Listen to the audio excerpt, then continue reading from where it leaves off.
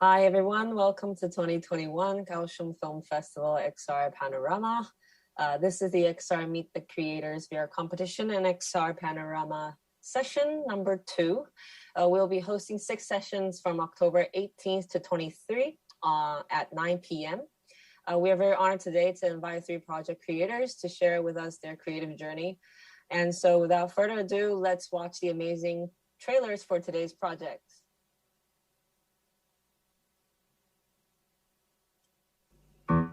And then, these shadowy shapes emerge from the darkness. Stop! What? Don't you want to hear the story? Yes, but how come you aren't afraid of the dark anymore? Come on, now it's your turn. Hey!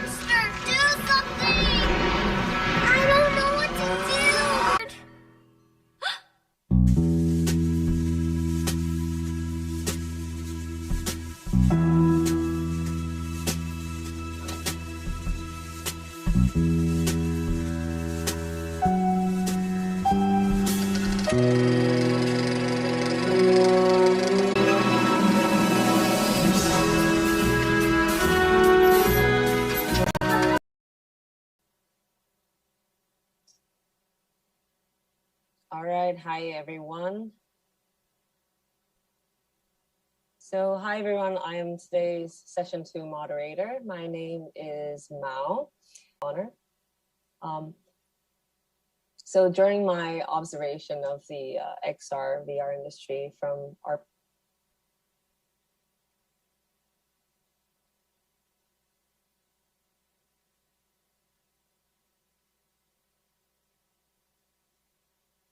in a pandemic as well. Nevertheless, we see different entertainment mediums emerging to the metaverse, even despite different formats or the use of technology. From my personal point of view, I think nothing surpasses really great innovative content. So for me, I'm very humbled today to introduce the 3 projects I'll be moderating.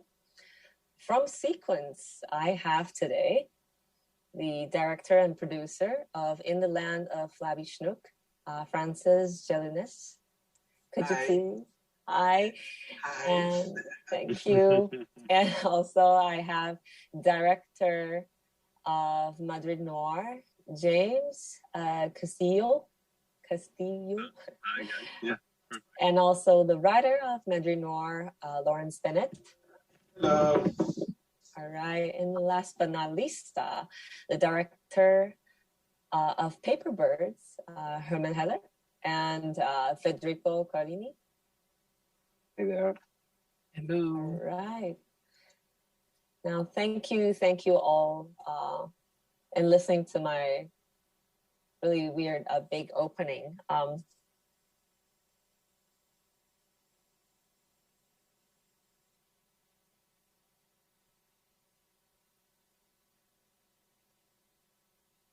Sequence, just an introduction of yourself and the projects that we'll be talking about.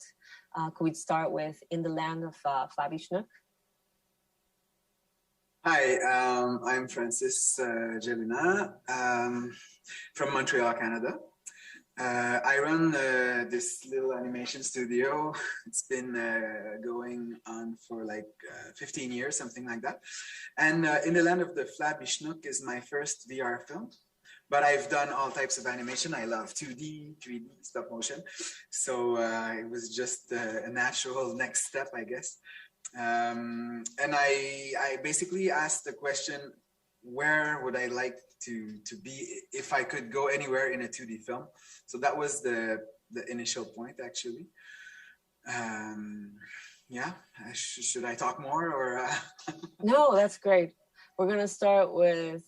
Could you share with us more about In the Land of Flabby Schnook, about the project, about your creative process, just for the audience so they could know more?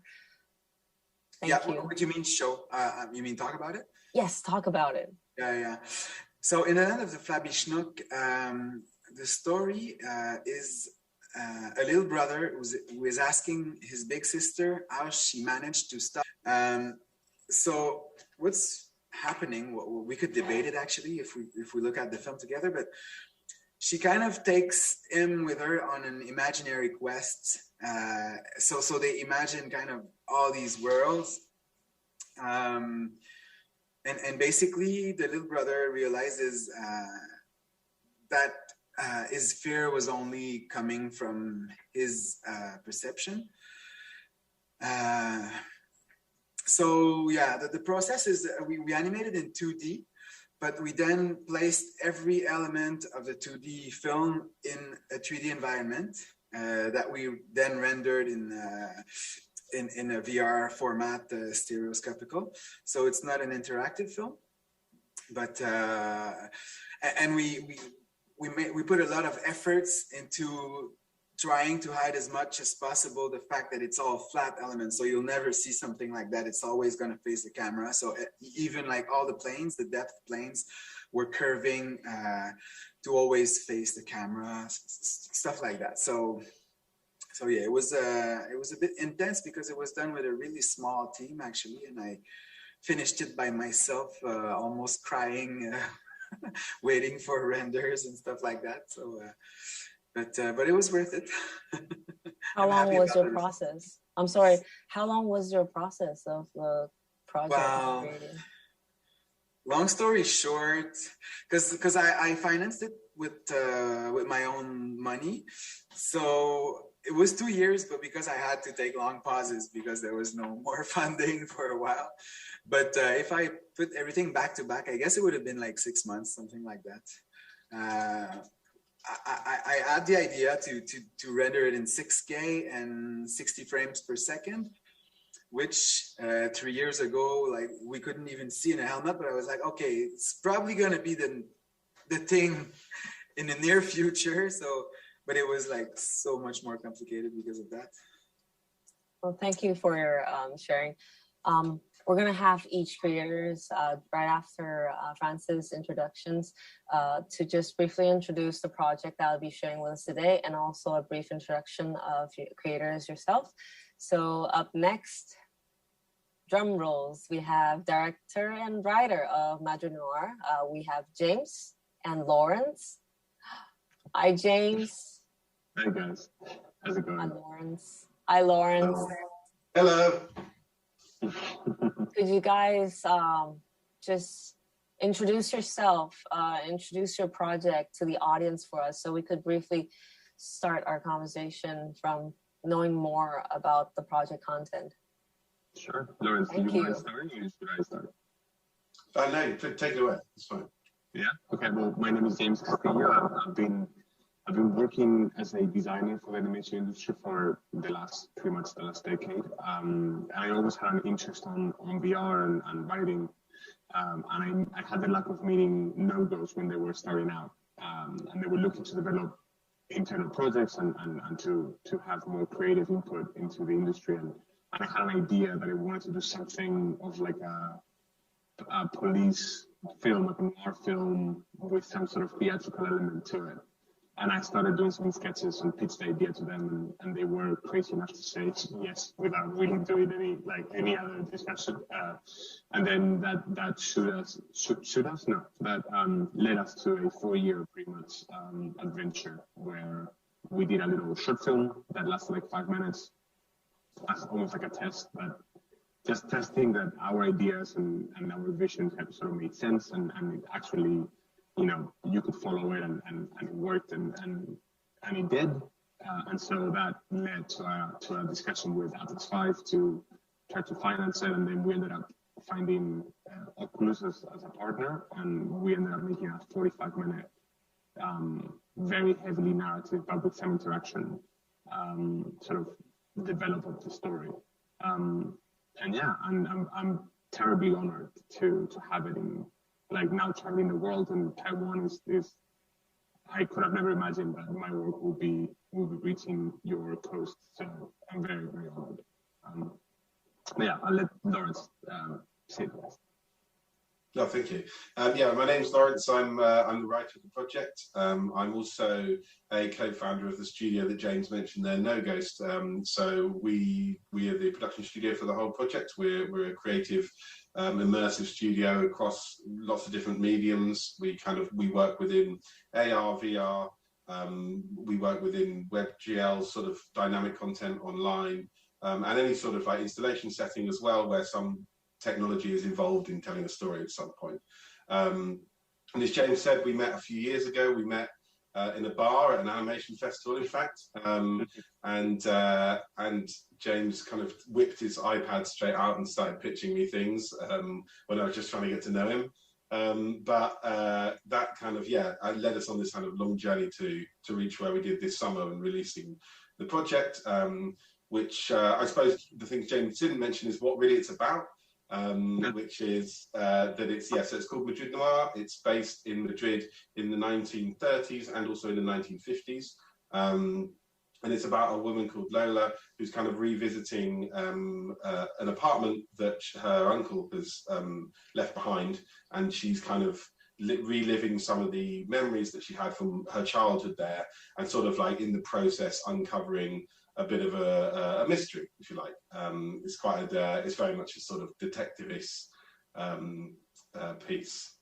But yeah, it's our first, as a studio especially, it's our first release on the Oculus Quest for any kind of all-in-one headset. And it'll be coming out on can't think of the word now, tethered headsets, but in the next few months as well.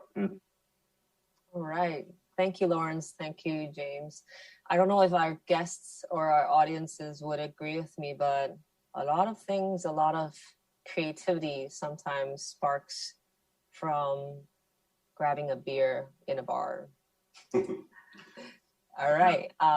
We have up next Director of Paperbirds, Herman Heller and Federico. Hello. Remember to open your mics. Hello, could you share with us, please, a brief introduction of yourself, about the team, about Paperbirds, for our audiences, please. For sure. Well, I'm Herman, as the little caption says, and Federico is next to me. So we worked together for a decade or more, even like. When I was listening to Francis talking, it was a little bit like more or less the same, with the tears and the effort and everything. And I think for many of us, we should make like a support group for creators so we can hug each other and cry together. And that's what festivals is actually. But anyways, so we work at 3DAR. It's a company that does many things related to content and also commercial work and many things. And well, maybe I let Federico say something before I talk for an hour. Well, it's a pleasure being here. I'm Federico. I work with Herman along a decade ago here, and I started working in 3DR like a designer, artist, VFX composer, and I had the chance of being called from Herman to co-direct this huge and amazing project.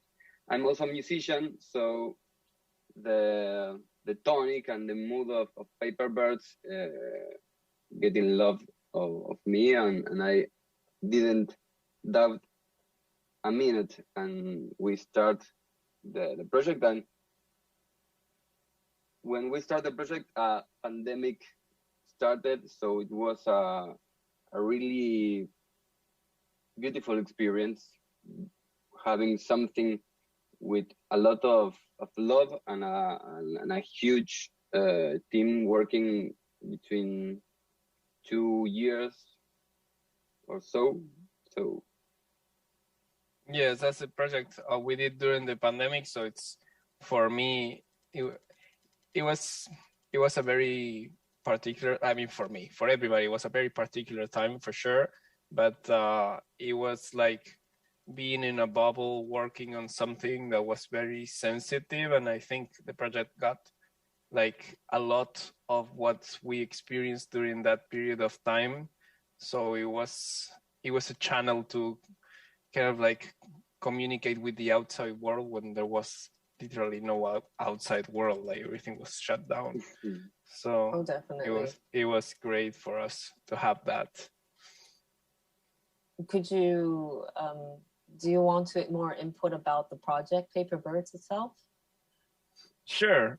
Yeah. So the project Paper Birds is definitely not a linear narrative as it is. It's more like an experience, kind of like the way you would listen to a song or the way you would listen to poetry even, or something. It's just like it brings flavors and characters and moods, and it's a little bit of a trip in which you are presented in different scenarios with characters to connect to, and to really like go back to your own experience as a child in different situations, the feeling of being alone and facing the unknown. And it's very much like Federico was saying about the connection with music and how that can, in a way, be a bridge to yourself. I think there is a really common thing today we share beyond these three projects today, is that these three projects are animated. I personally felt when Lawrence was talking and when James and Francis was saying, there's always a bit of ourselves when we experience the projects or when we approach the content during its creation. And in these three projects, from personal experience, I think there's a bit of mystery and suspense in it. And like Herman said, there's a lot of personal attachments from different point of view. And our audience, if our audience haven't experienced it yet, these three are a must experience projects. And I must repeat them again. These are In the Land of the Flabby Schnook, Madrid Noir, and Paper Birds. All right. So your pen and pencil or your paper pad, I don't know, just mark it down. I think this is quite interesting. Everybody was mentioning the creation was during the pandemic. And I'm wondering if Lawrence and James have something to share regarding this. How did everybody work? We can talk a lot about that, because again, we started production January 2020, full of hopes and dreams, and then we were hit by a pandemic that was meant to last a few weeks, then a few months, and then ended up lasting the entirety of the production. So yeah, I think like Hermano was saying and Federico was saying that in a way, and I cannot believe I'm saying this, I'm kind of grateful to the project for saving us from the pandemic in a way, because it gave us a reason to wake up every day and to keep working and to keep trying to find ways of communicating and you know, like through this very complicated time, being invested artistically in a project that is your own and that you're developing, it helped like sort of propel our lives through this very complicated time. In terms of production, I'm sure Lawrence will talk a little bit more technically speaking, but it was extremely difficult, especially with certain departments. I think one of the things that, like, when you're working with animation, it's a highly complicated process that has a lot of different departments that have to be very in sync. And sometimes it was difficult to make sure that every single department and every single person in those departments had a clear vision for the project. The same that we, in our small mothership, we knew we wanted to do, but communicating that to external voices through Zoom only in small meetings of like half an hour, 40 minutes was always a bit of a challenge. And that was really, from my perspective as a director, was like, I wanted to make sure that everybody knew how much we valued their time and sort of been working on this through this time, but at the same time, do they understand it? Do they get it? Because when you're in person and you have big meeting rooms and everybody can hang out and everybody can see each other's work, you get a much more three-dimensional sense of what everybody's doing and what's going on. And when you have to like laser focus on one by one, sometimes, because it's happened to me as well in the projects where people work in vacuums. And making sure that everybody sort of knew that everything they did contributed to this bigger thing, bigger than us, bigger than themselves, was sort of what my biggest worry was on. And thankfully we managed to get all the way to the end without many hiccups. But yeah, it was definitely challenging. Yeah, there was some really hard, I think it was particularly difficult to kind of start at that, to I guess shut down at that point in the project, is that me and James had spent a lot of late nights, at the office or out talking about the story and building out the characters. And we had a great relationship already, and so did a lot of the other team members. But then we had to really grow the team straight away. And a lot of those people we didn't meet for the first 11 months. And just kind of carried on working with them. And I think especially for James and myself, who are we're quite in-person people, we like to kind of have a certain, I suppose, atmosphere going on in order to work properly. Without that, it is difficult, and I'm sure it's the same in other industries, but in the creative industry, and also in a project that requires so much commitment from everybody. It requires so much kind of patience for everybody to understand how everyone else works, to understand what the story requires, what the project and the medium kind of requests from you is a big ask. And to do that with people that you don't really have a strong relationship yet with is a difficult thing. And so that was kind of, I think that was a massive challenge for us, to make sure that everybody felt fully involved, everybody was kind of like sure of everyone else's commitments, and also was just having, was happy. That was a big thing for us to make sure of. And I think that probably echoes to Francis as well, when just earlier Francis was sharing the tears and the blood, and I don't know, I really want to know more about your input on the whole process, and just more insights of how in Land of Flabby Schnook it took a long process for you to complete, and until now with such a great a journey that you've had. Could you share with us more? Yes. We were lucky in a way because the production was done before the pandemic. So actually the pandemic, what happened for us is that when the film was released, I remember like having a first meeting with a studio in Montreal. I was presenting the film to them, asking their advice on what to do, where to submit the film anyways. And it was like we were starting to hear in the news that there had been a case in the subway in Montreal. I was like, why are they reporting cases in the subway anyways? But it was a really beginning. So the thing is, I went to no festival at all because of that. So that's a bummer. But if not, how it happened is I called one of my friend, Francis Monti, same name as me almost. He's a writer in theater, and we kind of co-wrote the film.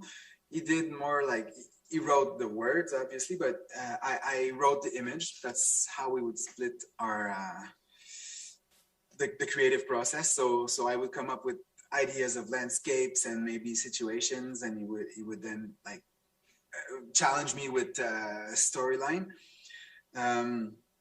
But then after that, because it was auto-financed, we didn't hire a big team to conceptualize and draw. So it was mainly me drawing as much as I could and trying stuff out. Actually, I had a lot of help for with the animation itself. Once everything was locked down, I worked with a team of super talented animators, but the rest of the creation, the drawing, the design, the matte painting was done by me. So it was a lot of trial and error because, well, it was, as I said, it was my first VR film. But so the thing that surprised me the most in VR is the timing. That I think it's the thing that is most affected by the 360 degrees. I was writing scenes or planning animation, tack, tack, tack, super fast as I usually do it. But then in the film, you're like, oh man, I haven't seen anything. I've missed all the action because I was like trying to see where I am. So like the thing I kept doing over and over and over as I did versions is like make the scenes longer, make the scenes longer, make the scenes longer, until so the final. If you look at the film on a screen, I think it's kind of boring because of that. But once you're there, even now, I think there are some parts of the film that are a little too fast. But at some point, I couldn't keep like adding more frames to it because it was unbearable. But yeah, and I discovered stuff along the way too, because I would like do the animatic, do a rough animation of the scene, then comp it, render it. There was a lot of rendering because there was the 2D animation was rendered, then imported in After Effects, rendered, then imported into Maya, then rendered, then re-imported into After Effects, then rendered. So it was like a long process to see a scene. So we would learn, you know, little stuff day by day. You know, like a small thing that I hadn't planned before is like, okay, the characters start from here, they walk up to this point, and then we kind of fade to the next scene, but where are they now? Oh shit, I should align the camera so at least the new action starts where we left the previous, like, you know, like small details like that we would find along the way. So we were lucky in a way not to have a deadline for this project because it was kind of a lab for us. Did everyone have the similar issues of the duration of the projects just keeps going on and on, and it extended so long that, like Francis said, you could not go further on because it's just too much to bear, because all our projects creators today are all animated projects, all had different artistic approaches. As a person who experienced her, it was all are so fascinating. So did you guys, did everyone have the same issue? Yeah, we faced so much. Like I think not having a deadline seems like a blessing, but it's the worst curse, because it's like then you're like in a mirror maze and you don't really know if the project is finished or what is left, or like you can always keep improving forever. And then you have like, you really need to rely on like, okay, how much money do I have left to finish this? Or like, if there is like, the best thing you can do is say like, okay, we're going to premiere in this festival. And then you brainwash yourself and the whole team, and you make it all about the deadline of the festival. And that is like, I mean, for the sake of the health of the process, because you need to have like a date of birth of it. Otherwise, like, it's really hard.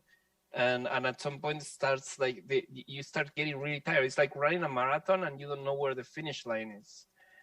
So, I mean, yeah, we always try to put deadlines to our projects, and the biggest challenge is to actually believe them if you're putting them, and make the team believe it. It's like, this is a real deadline, guys. This is real, okay? And then it's like, well, but we can push it a few weeks. And it's like, yeah, we could. I mean, yeah, we have so much work to do. And then, yeah, it's a triathlon, not a marathon anymore.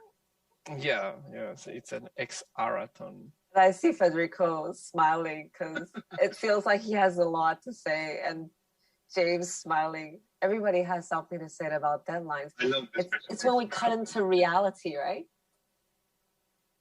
So say that again. It's when we cut into the reality from the virtual reality.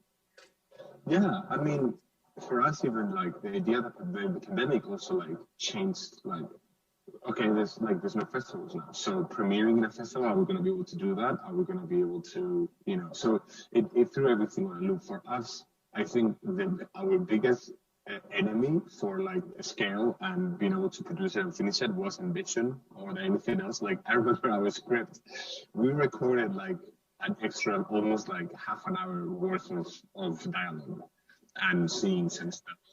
And we had a very thick script. And it was more of like an exercise of, okay, we need to, I think like what Francis was saying, like once you finally see it, because it's so hard with VR because there's no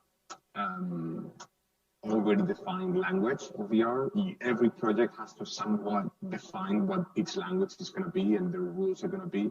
So as you are doing that, you write a story in the best way you can, knowing that once you step finally, after months of working, you finally are able to step in and see some of the scenes in virtual reality, you are going to start making some changes.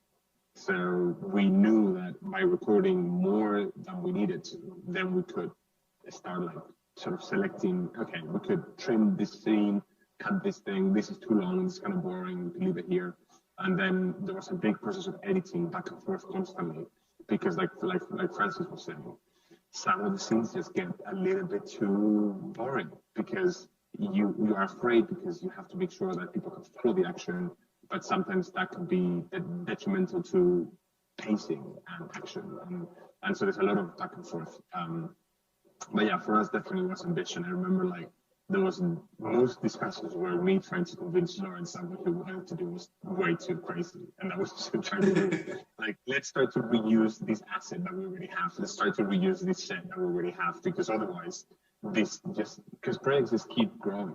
Because even just creating, a new storefront or a new house or a new car or a new character, or it's just like, okay, no, can we do these? And, you have to start becoming a bit more economical because your ambition can be your worst enemy sometimes. So I feel like I think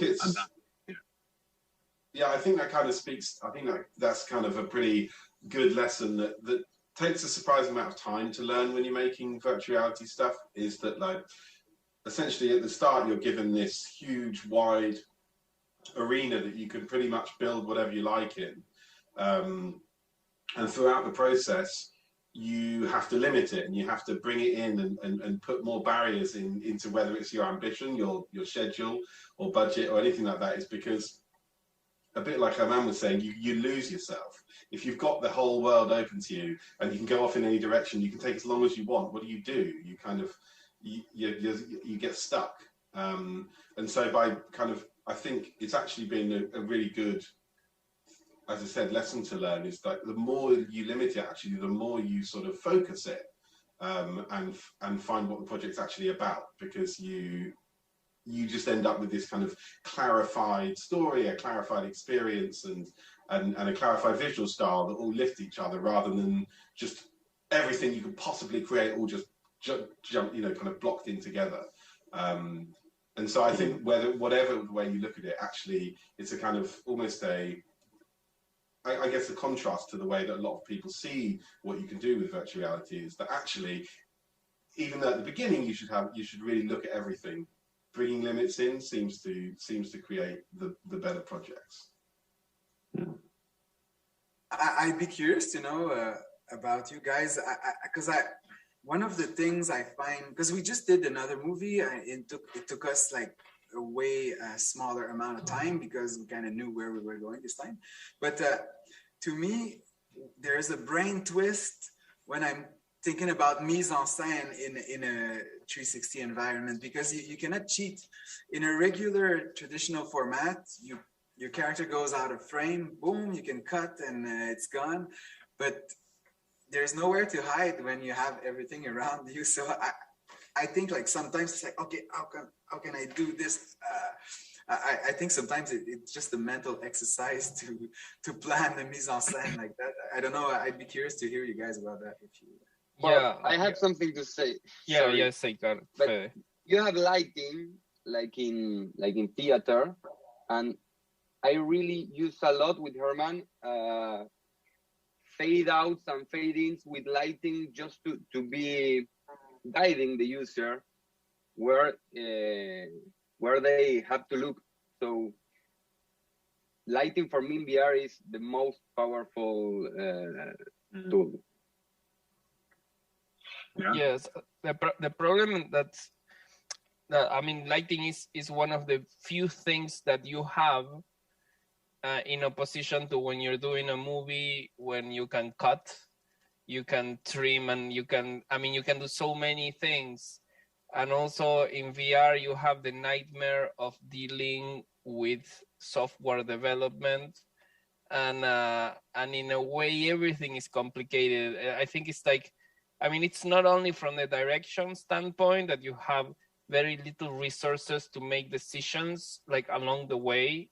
When you're editing, you're cutting, you're moving, you're doing things, you're just like blurring something. I mean, there is so much you can fake and so much you can change on the last minute. And when you're doing VR, it's like all of a sudden, like you have to wait for the team to create a build, and then there is like a whole process that goes, and then it's like a black box, and then there's a bug, and all of a sudden, like, and everything is, I mean, if you're doing real time, because you could do 360 and it would still be difficult, but like with real time, I mean, so many things can go wrong, and so very little you can do, and then you have to do the sound and the specialization, and then everything has to fall into place.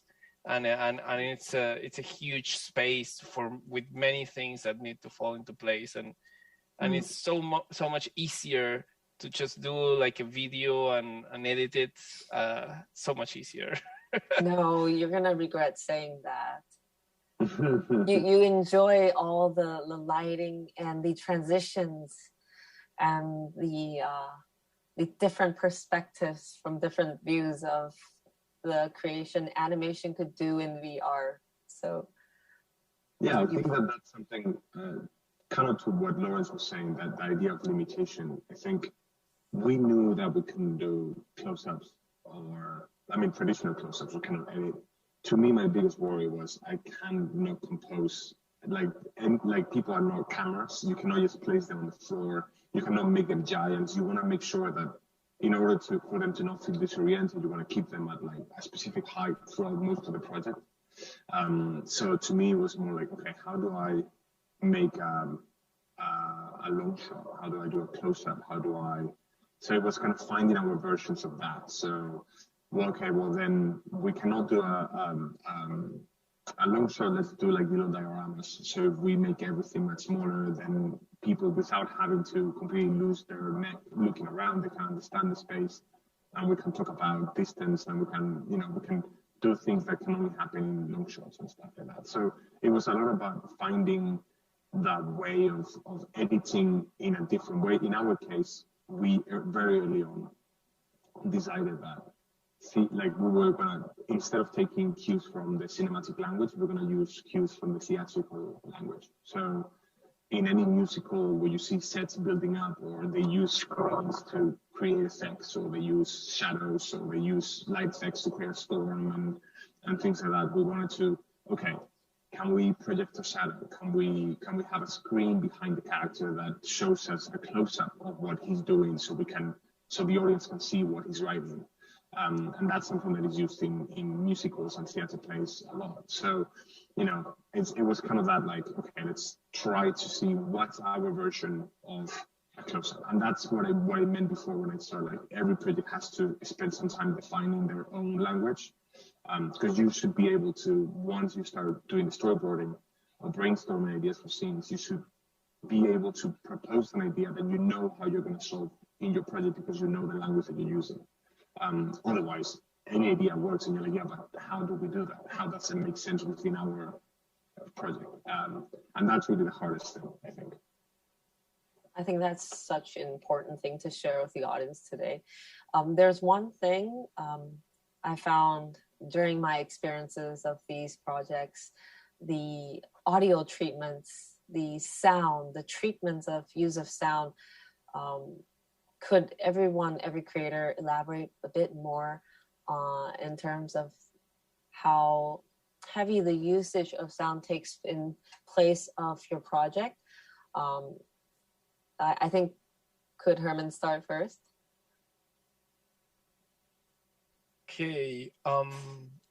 So yeah, audio is crucial in VR because you're covering the audience head, and when you're like so close, like first of all, like there is no interference from anything from the outside, and you are really attentive because like VR makes you a little scared, so you're really paying attention in a way.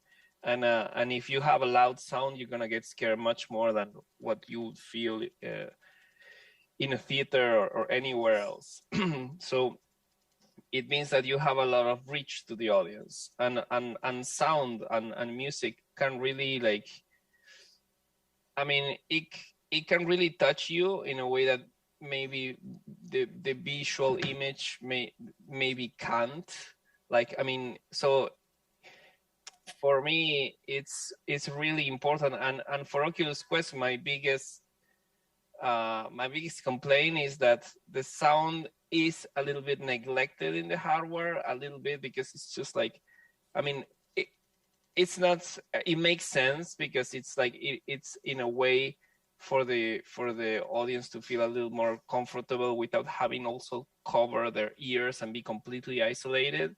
But one thing that I wanted to put in Paperverse is like this sign, like please use headphones, because like you're missing so much otherwise. And the specialization and everything you can do, it really brings a lot of opportunity to take you to deep diaper, deeper into the story. Not diaper, but not diaper. Obviously, yeah. Not diaper. And maybe you need a diaper because you were so deep into it. Oh yes, so deep in working days and nights. I think sound is always I'm not sure if you all agree, but sound and music always is something comfortable. It could comfort us. It could bring in the distance between possibly emotions, atmosphere, environments. And I do have, well, I'm in control of today's time. I do have a final question for each creators today. And I really hope you could share more to the audience and elaborate a little bit more. For Francis, I remember reading the story before I experienced it. Was there an intention of trying to approach it from 2D and then approaching it to virtual reality? Or you wanted the audience to experience two different formats and to have different connection, through these different formats? Could you share with us in terms of my question? I'm not sure I fully understand it, but I never meant the film to be seen on a screen, if it's what you're meaning. But the choice of the format, the more interesting answer is I was wondering actually how it would feel to be in a 2D film. And also I thought, okay, maybe there is not as much films done in 2D that are VR, because I guess it's a little bit easier in 3D. And the most boring way to answer that question would also be like, oh, my pipeline was mainly 2D, so it kind of was easier to do it like that. Yeah. But like so animation is animation has all different ways to approach it, like what Lawrence, James, and Federico Herman was also sharing, echoing, right? Not only you could use 2D, you could use all sorts, stop motion, 3D, right? And I think from your experience, you could share more with the audiences that your in your professional and in your experiences, how could future creators might approach or want to create in VR, soon to be creators could approach in animation? Well, I think for me, it's kind of the use of animation itself. I mean, everybody here would say would probably agree with is that firstly, you can kind of cut straight to what you want to do. With animation, you can be very you know, you can have the same sort of nuance that you can get with any live action thing or any creative endeavor, but there's something you can do with animation that allows you to sort of frame the story or the feelings that have been trying to be communicated very effectively. And so I think the way to kind of apply that to animated VR projects is essentially, what do you want to do? What do you want to make people feel? What do you want people to walk away with at the end of this? And speaking just for our project, what we really set out to do originally was, number one, tell a story that people enjoyed, but number two, create a character that people felt some sort of connection with.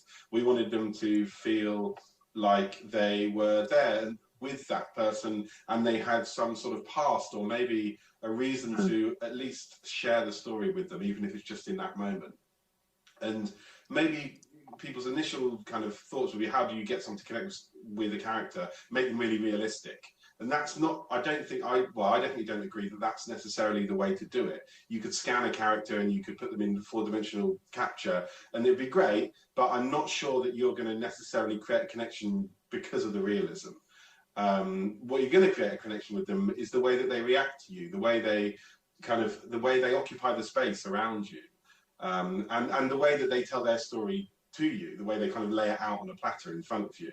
And that kind of, and it's those kind of things I think especially animation does well, is because you can put all of those elements of the story in front of somebody, you can make reactions from the character maybe a little bit more extreme than they would be in real life, but it jumps you a step to connecting with that character. And I think that's kind of where I'd say for creators going forward, and to be honest, ourselves, I take this advice myself, would be to look at what you are trying to achieve with it.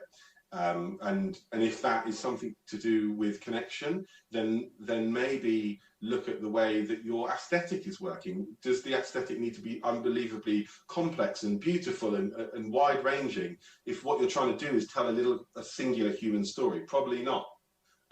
You probably want to look at something that focuses more on that character aesthetically and movement-wise as well, actually the way that these people move. Do you want it to be very human and naturalistic and flowing, or should they be closer to something like stop motion, animating on 2s and 3s, because they don't need to tell a story that's directly relatable? Sorry, that's quite a long-winded answer to what I'm trying to say, but I think I got there in the end. No, I think it's a great answer. I think the audiences will be really happy. Today is meeting the creators, so I think a lot of people not only want or going to experience these 3 very mesmerizing projects, but also want to be in different perspectives and understand the whole process. And how did everyone approach the topic? That might be a really common question, but what inspired you? There must be a reason for inspiration. And it would be, I think, really fruitful if everyone could be like Lawrence and dig in a little bit from your own point of view. So it's like a reward for all the audiences tonight. The inspiration, it's a hard question because inspiration is always very vast, but of course I could cite films like Miyazaki's films or Never Ending Story, or, you know, I really love all these like super imaginary films. But the two characters in my film are based on my younger kids. And in the original version in French, the little boy's voice is done by my son, and he really did a cute job. And the big sister is done by my girlfriend, because my girl didn't want to do it. But anyway, so yeah, I kind of wanted to kind of bring them into that world. Of course, it was a long process, which I didn't want to show them the movie before it was done, just like not to spoil it. But yeah, I mean, imagination in films is always a topic that I really like this age where the character like is, well, it's not the case in this film. The threshold between like a childhood and teen age, or anyways, that's something I always like when imagination is at the core of the film. And the thing that I really hate in films is when you finally realize it was like all a dream, or it wasn't true, it was like just a story. So even though in my film it's kind of clear they are playing together, I brought the monsters back at the really end of the film, just to say like, was it true or not? I don't know. So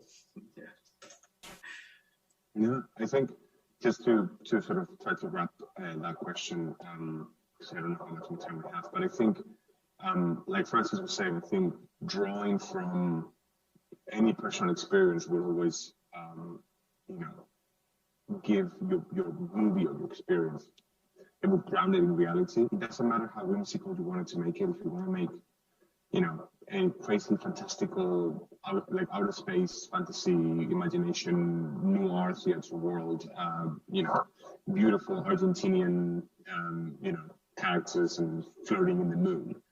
That doesn't matter. That's just the decorations around the theme and the idea. But I think if you can find a core that it speaks true to you, you're good to go. I think you can't really make a mistake if you're always honest to where is this coming from, what am I exploring that is relevant to me and not anyone else. So I think there's something in the specificity.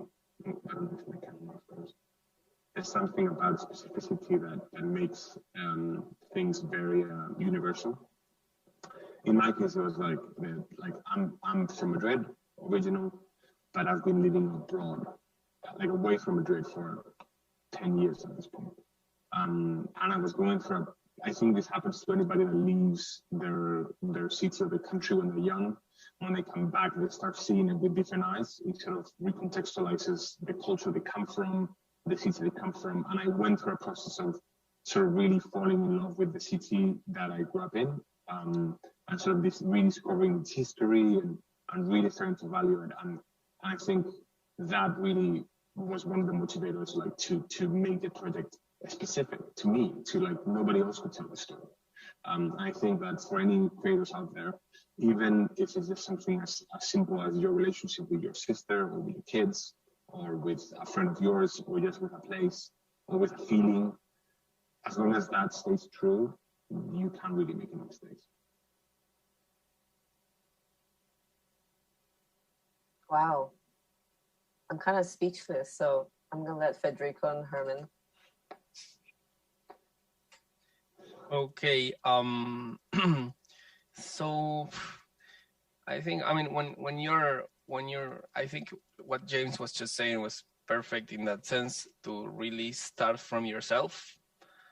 And so maybe if I can add something to that, is like, it might be simpler or than you think. One thing that I see sometimes is like people trying to build really significant messages, or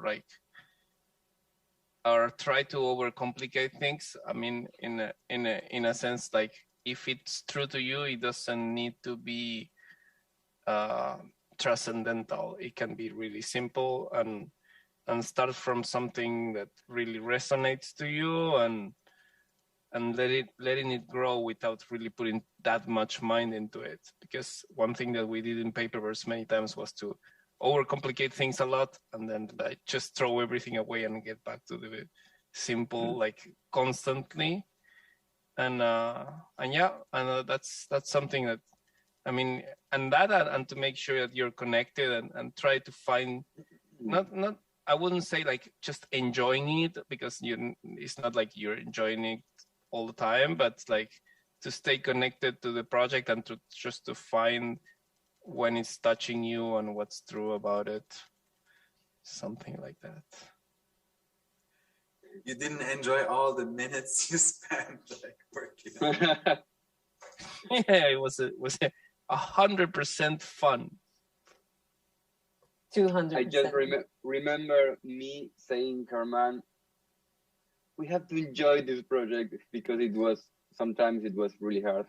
But I was thinking that Paperbirds is funny because it's a piece for the inspiration. It's the inspiration of Paperbirds is inspiration. So that thing helped me a lot to reconnect day by day with the core idea of the piece, that is inspiration. So I don't know, just keeping day a day, asking you and reconnecting with the birth of the idea, and keep it simpler. Don't add things to the first idea just to excuse the idea. Just that. I'm sure James stole everybody's words. I'm just kidding. It's sad to say our time is running a little bit late, but I'm very touched from Francis, James, Lawrence, and Herman and Federico's elaboration on your own experiences, on your thoughts and about VR production, about your projects. And I think in some animated projects in different ways could let us infuse a part of ourselves. For me, whether it was from reframing relationships from past, from present, echoing Madrid Noir, or flashbacks of my childhood quests from my siblings, resonating in the land of Flabby, Schnook, or releasing the inner self, or that inner child, or that inner creative of yours that was kept deeply inside for a long, long time, which resonates to Paperbirds.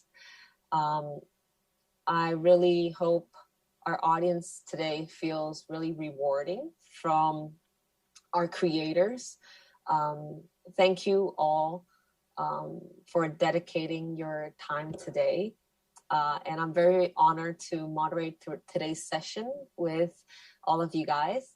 So it was my pleasure, and we'll have to sadly wrap up.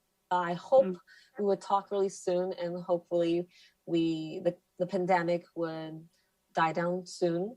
And good morning and good night. Thank you all. Thank you for having us. Please go see In the Land of Flabby Schnooks, Madrid Noir, and Paperbirds. Submit or put in your orders, whatever. Do it now. Go to KFA. Bye. Thanks, man. Bye.